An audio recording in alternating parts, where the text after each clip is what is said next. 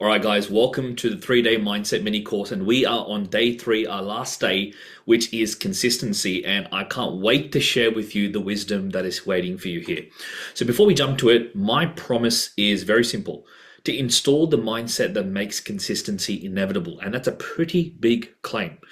I know a lot of us struggle with consistency in many areas, and we have this sense of, man, I can't be successful because I can't be consistent, because we start something and we fail it, or we struggle to follow through, and we look at that and think, man, I can't be consistent, therefore I can't be successful. Well, I'm going to help you install a mindset that's actually going to make consistency inevitable. So let's go.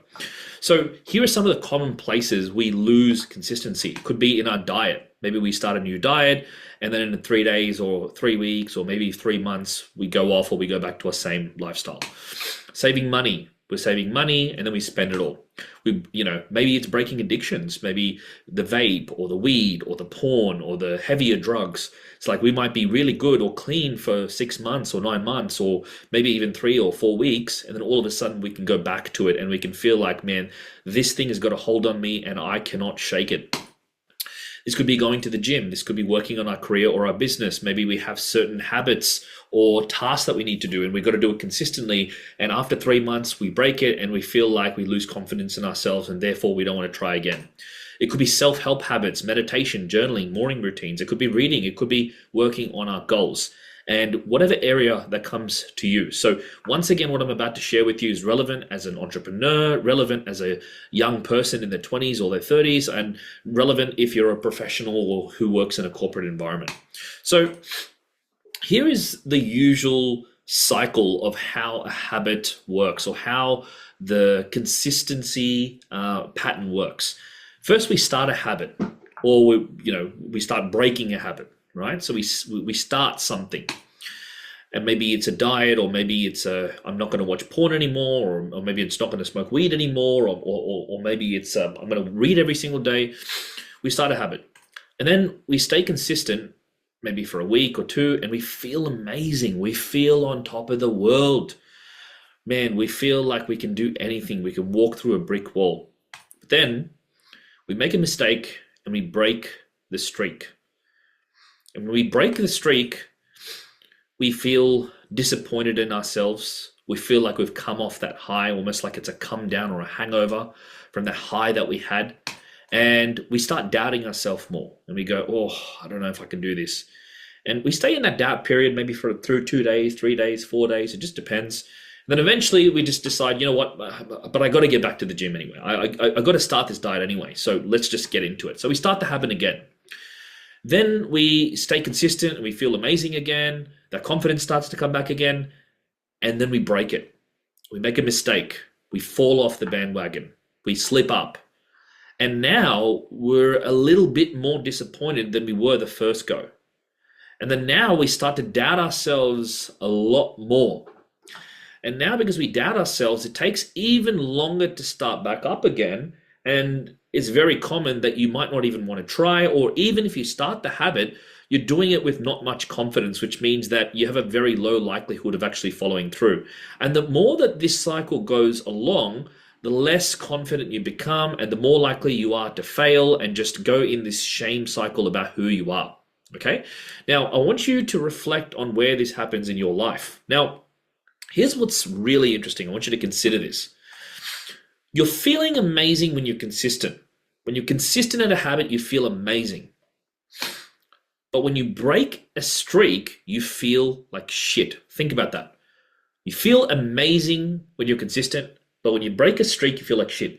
You feel like your self-worth, your self-respect, who you are, your confidence, your ability to feel certain that you're heading in the right direction in life, everything is amazing. But when you break a streak, you feel like you lose your self-worth, you lose your self-respect, you lose your confidence. And I want you to just think about that. You might have a good week and you feel amazing. You have a bad week and all of a sudden you have no self-worth anymore, no confidence anymore. And then I want you to think about this for a second. I want you to conceptualize the idea that it is 100% likely that you are going to fail at some point. I want you to think about this. Like, think about whether it's a diet or whether it's going to the gym, do you think at some point you're eventually something's going to come up, or some birthday's going to come up, or you get busy, or something bad happens in your life, a bad experience, and there's going to be a reason why you have to slip up? Of course. Of course. It's inevitable that you will break the habit. So here's the interesting thing. You feel amazing when you're consistent. You feel bad when you break, but the chances of you eventually breaking a streak is 100%. You're 100% likely to eventually break a streak. But watch this. Because of the eventual disappointment, right, that you have because you break the streak, your chances for slowly increasing your doubt in yourself is 100% as well. And what this means is either you failing or not really trying hard anymore, the chances of that happening is also 100%. So when you're feeling amazing, you're consistent, and consistent, you're amazing. But when you break a streak, you feel like crap, but the chances of you breaking a streak is 100%. And because of the disappointment that you experience from breaking the streak, you increase your doubt, and then you eventually not try hard anymore. So think about how stupid that actually is. It's unrealistic. It all starts with your unrealistic expectations. It is unrealistic to expect yourself to never break a streak, to never slip up. You will slip up, but you've got to stay consistent. So how do we deal with that? And here is the very, very powerful thing I'm going to share with you. First of all, consistency does not equal success. And I know you are squirming in your seat because you're probably thinking, yes, Kevin, it does. And I'm going to tell you, not exactly. This is very different to what all the gurus tell you. Because for me, when I think about it, it's like I was not consistent with posting on social media. Many, many times I failed and beat myself up over not being consistent. But in the end, I grew my business. Many times I was inconsistent with going to the gym. And I wanted to be more consistent, and I beat myself up over it. But one thing that was consistent was that I never gave up. And I've got a body I'm very happy with now. Same with my diet, same with my finances. And there's been many bouts of inconsistency, but I still, because I never gave up, I've gotten so much more successful in those areas than I've ever had before. And the reality is, it is possible that you can be inconsistent and successful. And I'm not saying that that's the direction that you should pursue, but I'm saying don't stake your entire self-worth and your success on whether you break a streak or not. It is simply not true. Consistency doesn't help for sure, but it does not perfectly equal success, because many times you can be inconsistent and make mistakes and still be successful. Okay? So I'm going to give you a perfect analogy here from meditation. And I really feel like if you can listen to this analogy and if you understand this in a lot of depth, it's going to change the game about how you approach consistency, and it's going to help you be 100 times more consistent. So really pay attention to this. So if you've ever done meditation, they do this practice where what they get you to do is they get you to calm your body, and they get you to breathe in and out, and they get you to notice your breath and count 10 breaths. So you're supposed to count 10 breaths all the way until you get to the 10th breath. When you get to the 10th breath, then you start again. And different meditations do different things, but this is a very, very common practice in meditation, counting your breath until you get to 10, and then you start back up at 1. And it's almost like what they want you to do, this is what people think. What they want you to do, people think what they want you to do is just count, go to the first breath, then the second breath, the third breath, the fourth breath, and the sixth breath, and go all the way until you reach 10. But the reality is that is not how it really goes. How it really goes is that you start one breath, and then you do another breath, you count to breath 2, and you're supposed to focus on the breaths, but then your focus gets diverted. And before you know it, you start thinking about your partner, you start thinking about things you're worried about, you start thinking about something that's happening on social media, you start thinking about all these events you have to go to, and then you realize that you made a mistake because you stopped focusing on the breath, and you got distracted with focusing on all these other things. So now you start judging yourself and start beating yourself up, and now you doubt yourself more, going, oh my God, I can't do this meditation thing. And then now it makes you judge yourself more, and then you end up in this spiral. Okay, so you say, you know what, I'm going to try again. So you do the first breath again, do the second breath again, and maybe you even do a third breath this time. But then once again, you get distracted. And this whole cycle starts again. Thinking about different things, catching yourself thinking about it, beating yourself up, doubting yourself more, and it goes on in a cycle. Very similar to our habits. Now, really pay attention to what I'm about to say because this is going to blow your mind. This whole thing makes you give up. Because what it makes you think is it makes you think, you know what, I'm not doing this correctly. I keep getting distracted. I keep losing my focus. This is not working. I'm going to give up. And this is actually the reason why a lot of people give up on meditation. And this is actually, watch this, a lot of the reason why you give up on your own goals and your habits and your streaks and the things, the addictions you're trying to break. So keep paying attention. I'm going to show you what I mean. So here's what's interesting. Instead of that, what you're supposed to do is it's not about focusing perfectly. Instead, what they actually ask you to do, they don't say focus all the way to 10. They actually said when you get distracted, not if you get distracted, when you get distracted on different things, notice you got distracted. Oh, I got distracted. And with gentleness and compassion, let's go back to the breath. And then if you get distracted again, maybe you go a bit further and then you get distracted again. And then all you do is you come back to the breath. You don't beat yourself up. Don't judge yourself. They don't say judge yourself. They say just notice you got distracted and bring yourself back to the breath. And do that as many times as you need to. And the biggest revelation that I had from meditation is that for all these years, I was doing it wrong. Meditation is not about perfect focus. It is about catching yourself when you go off course and bringing yourself back without judging yourself as many times as you need to.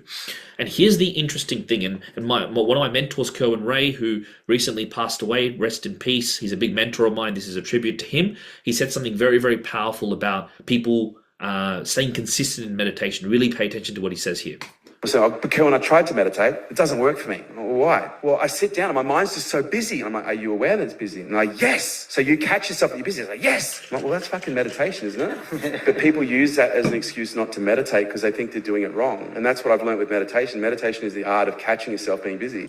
So, when I tried to meditate, it doesn't. It's the art of catching yourself being busy. It's the art of catching yourself being distracted, right? So here's the interesting thing. People think meditation is about, perfectly focusing and doing exactly what they've told you to do and go to the 10th breath. And here's what I want to tell you. This is not the goal of meditation. This is unrealistic and will never happen. The real goal of meditation is you noticing yourself getting distracted and bringing yourself back without judging yourself. Noticing yourself getting distracted and bringing yourself back. Noticing yourself getting distracted and bringing yourself back. And here's the interesting thing that I discovered with my journey. When I started, not judging myself anymore and just noticing I got distracted and bringing myself back and started being patient with myself, here's something that really interesting that happened. I started being able to focus. You start off getting distracted on the 3rd breath, the 4th breath, the 5th breath, maybe even the first breath 1,000 times. And then all of a sudden, when you start bringing yourself back, eventually you fall in line and you start focusing. So this is the goal of meditation, to bring yourself back as many times as you need to without judging yourself. It's the judgment that makes you eventually give up and makes it harder to come back.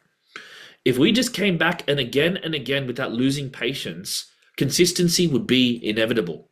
And this is why consistency is important, but persistence is greater than consistency.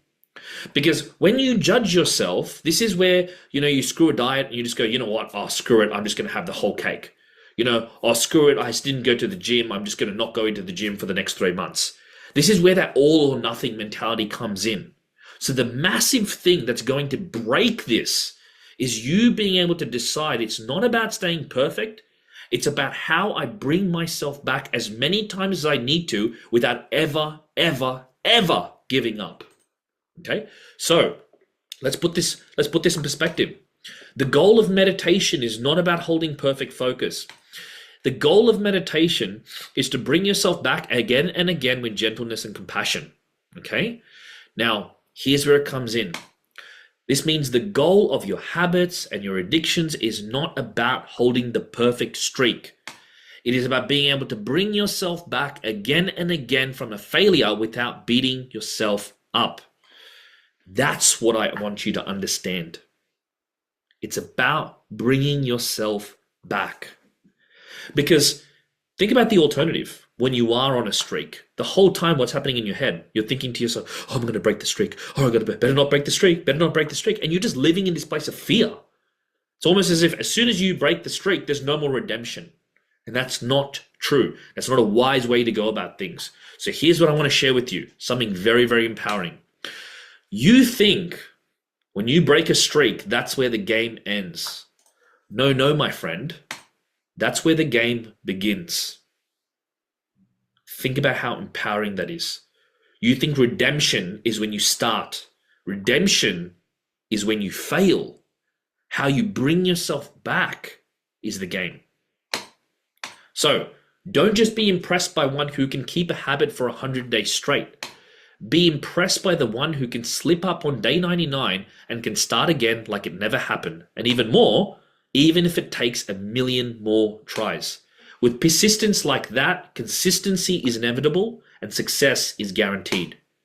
So, this quote really sums it up well. Success consists of going from failure to failure without loss of enthusiasm. Wow.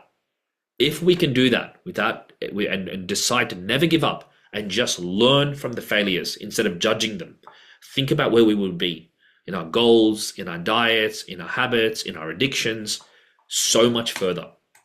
So persistence over consistency is the new mindset that I want you to adopt.